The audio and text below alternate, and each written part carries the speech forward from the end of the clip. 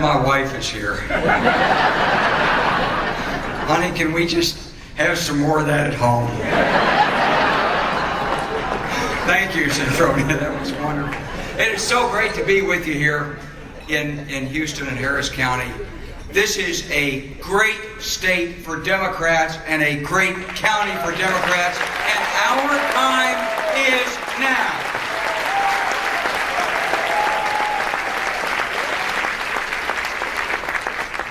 Well, I want to thank all the people who organized this, especially Arthur Gotchman, my good friend who persuaded me to come down here. And thank you very much, Arthur, and thanks for meeting me at the airport. And to Jerry Bernberg and to Herman Litt.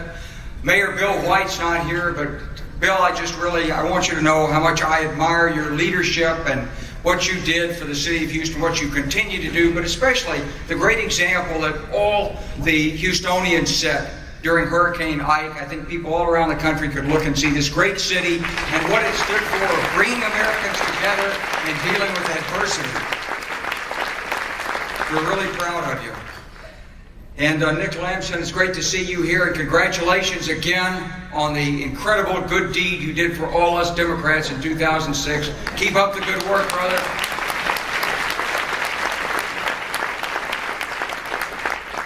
Chris Bell, I'd like a copy of that Palin letter. That's the nicest thing a high-ranking Republican has said to me since I assessed John McCain's character and qualifications for the presidency. And you were right. I know I was right. And I may have been the only one who could say it. And I thank all of you who agreed with me. But I don't know if John knows. You know, Sarah's been so liberated by this recent debate experience that she's probably sending letters all over the country. And Chris, if I can have that letter, I'd just like to send it to my friend John McCain as testimony, even though if he holds a grudge, she's a better Christian, maybe she doesn't. No, it's really an honor to be here and to see the Johnson-Rayburn-Richards names up there and think of the great tradition of Democrats in Texas. We've got to have this Democratic Party. We've got to have it in power. We've got to have it in leadership in Texas and in America and I just want to go back, and I'm just a general. I'm down here. I'm going to give you some ammunition because this is a foot soldiers war, and it's not yet really even joined across America. But it's been 8 years, 8 long years, and 4 crises. And I know some of you here are just, born, dyed-in-the-wool Democrats, yellow dog Democrats, blue dog Democrats, every kind of dog Democrat. Some of you here probably are independents, and I understand there's even a Republican or two here. And I don't want you to feel embarrassed if you're not a member of the party. I just want you to join. But not because you were born that way, but because it's a time for new ideas and new leadership in America. It's time. 8 years, 4 crises. Just think about this now.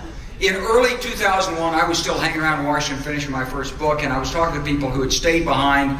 They weren't the top people in the Clinton administration. They were the civil servants, the guys I used to interact with a lot when I was on the Joint Staff. And they would tell me things like, we're trying to tell them about terrorism, but they won't listen to us.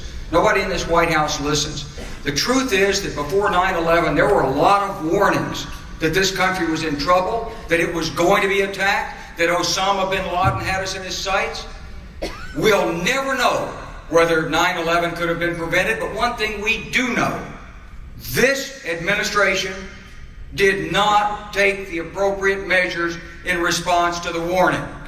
That's a fact, ladies and gentlemen.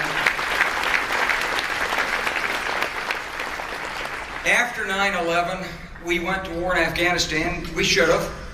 And we should have gotten Osama bin Laden. But the truth is that President Bush, Don Rumsfeld, they never planned to get Osama bin Laden. There were no plans to get Osama bin Laden, despite the brave talk of Osama bin Laden, dead or alive, and the cowboy diplomacy of you're either with us or against us. No, they went in to drop a few bombs because their hearts and minds in the White House and the Pentagon were firmly fixed on running Saddam Hussein out of Iraq. They took us to a war we didn't have to fight.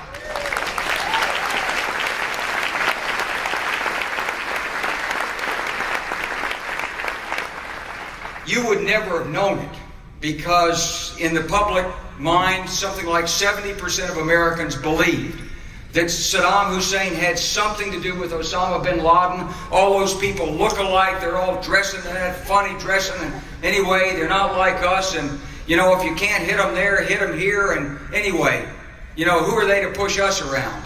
And so it was all confused. But it's all sorted out now. There was no connection between Iraq and the strikes on 9/11.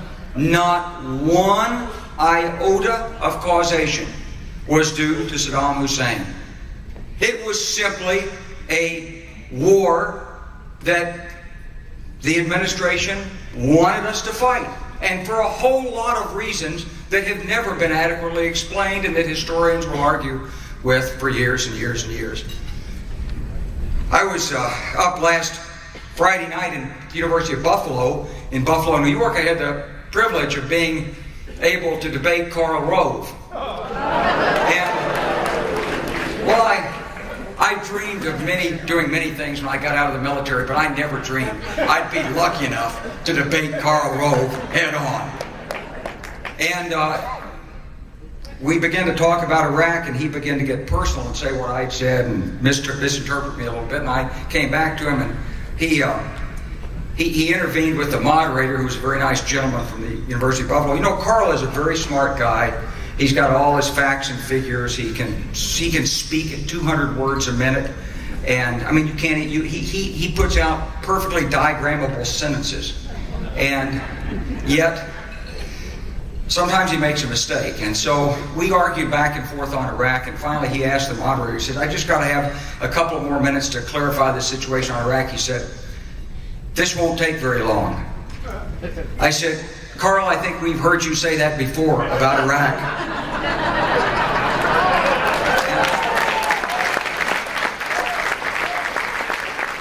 The audience exploded, and it shows you that, you know, Americans do now appreciate what a misleading, misrepresenting set of opinions and facts and expert testimony we had that took us into this war in Iraq.